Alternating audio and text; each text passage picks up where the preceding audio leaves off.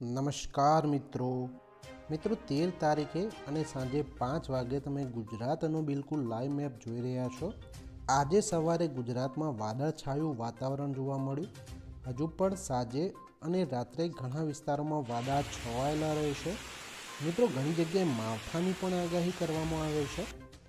મિત્રો 14 તારીખે અને સવારે ઘણા બધા વિસ્તારોમાં વાદળછાયું વાતાવરણ જોવા મળશે, જેમાં ખાસ કરીને મહેસાણા, રાધનપુર, ખેડબ્રહ્મા, વિરમગામ, લુણાવાડા, અમદાવાદ, ધોળકા, નડિયાદ, સુરેન્દ્રનગર, બોટાદ, ચોટીલા, રાજકોટ, જસદણ, મોરબી, જામનગર, સલાયા આ બધા વિસ્તારોમાં વાદળછાયું વાતાવરણ જોવા મળશે, જ્યારે ક્યાંક ક્યાંક હળવો માવઠું પણ થઈ શકે છે। મિત્રો સાંજના સમયે ગુજરાતનું વાતાવરણ કોરું રહેશે, એટલે કે વાદળા નહિવત જોવા મળશે। 15 અને 16 તારીખે પણ ગુજરાતનું વાતાવરણ કોરું રહેશે,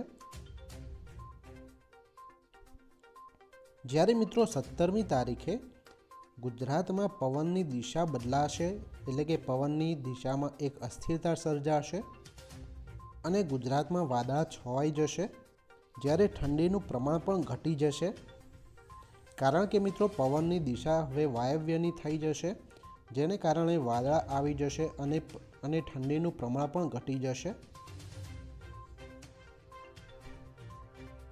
મિત્રો 18મી તારીખથી ગુજરાતમાં વાદળાનું પ્રમાણ વધારે જોવા મળશે અને ક્યાંક ક્યાંક હળવા માવઠાની પણ આગાહી છે।